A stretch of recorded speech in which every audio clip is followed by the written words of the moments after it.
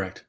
But as I took the totality of everything in and I kept building upon my initial stop, the way he's acting, it wasn't adding up.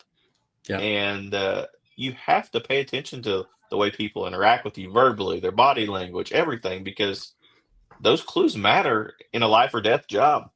Yeah, when you go into it thinking a certain way, it's very hard to knock yourself out of that. I worked a homicide case. It was a missing person, presumed homicide case in Illinois, and it involved a biker gang, the outlaw biker gang. And I didn't know that much about the outlaws or biker gangs in general. This is pre Sons of Anarchy, so I didn't even have a Hollywood version of bikers.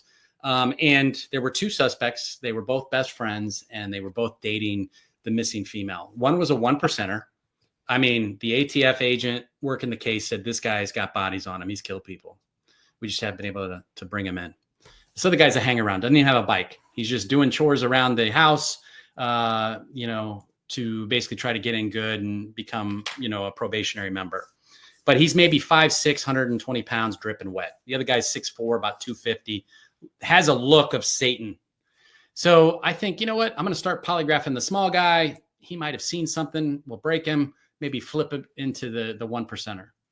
Well, this guy fails, and I keep talking to him for about 5 hours. I'm talking to him, and he keeps saying that's not it. And I was going along the lines of, you must have saw something. You're afraid of this guy. I get it. Let me help you. So on and so forth.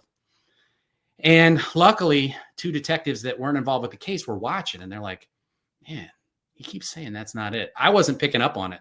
I had tunnel vision, right? There's no way this guy could be a killer.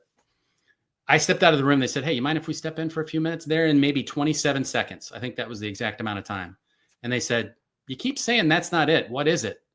Oh, I killed her, cut her up in 6 pieces and threw her in the river.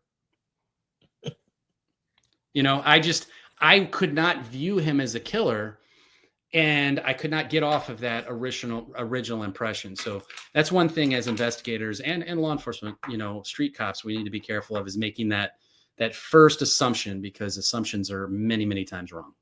Absolutely.